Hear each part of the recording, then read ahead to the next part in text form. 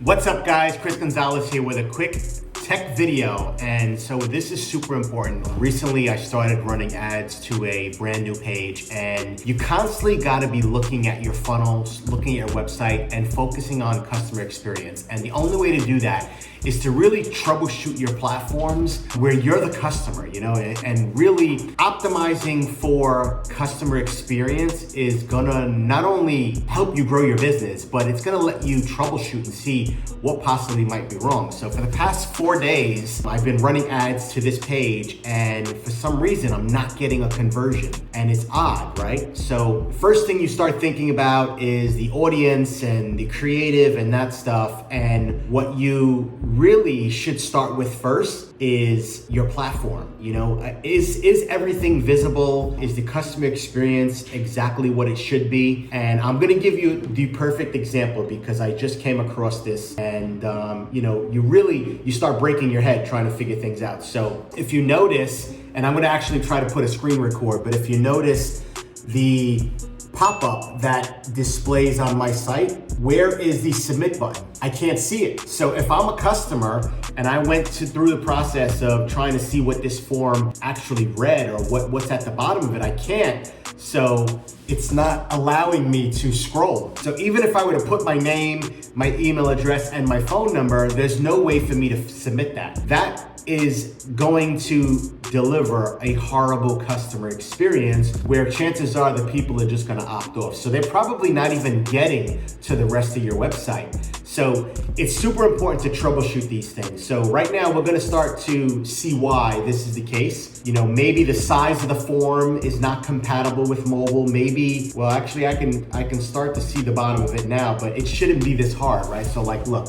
I'm actually scrolling, and you could see what scrolling is behind the actual pop-up. So this would explain why I have had no conversions. And I just spent about $600 driving traffic to a page that wouldn't convert, right? So this is a perfect example of why you have to constantly become a customer within your own business, And I do this periodically. Like if I wake up in the morning and I wake up to no conversions or very low conversions, I always assume there's something wrong with my funnel, there's something wrong with my website, there's something wrong with one of my platforms where I'm not able to drive the traffic that I should be driving. So I always go through that troubleshooting. And it might even mean me filling out my pop-up or even going through my checkout, spending, whatever my enrollment is on my checkout to see what the customer experience is like. I've already resolved this issue. It's actually on my phone. So I'm just showing you what it looked like before. The other thing I found is my landing page for my second funnel was bringing people back to my first funnel. So I'm skewing data, right? So I'm not getting the right data that I should be getting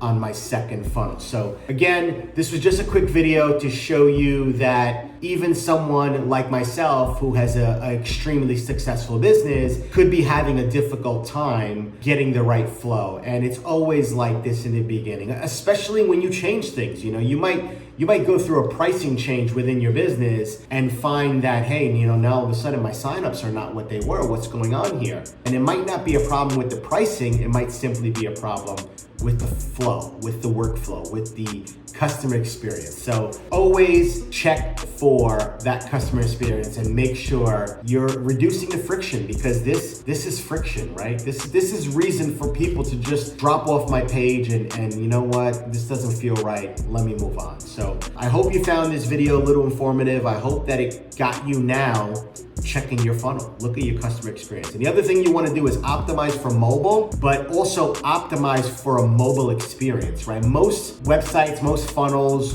will optimize for mobile, but you want to make sure visually from the mobile standpoint that things look the best, right? Because most of our users are gonna be there. 90 to 95% of the users are gonna wind up being on a smartphone, an iPad of some sort, right? Not many people are logging onto a desktop and purchasing things. They're usually doing it on the mobile. So check your funnel, make sure, troubleshoot it, right? And I'll give you another example.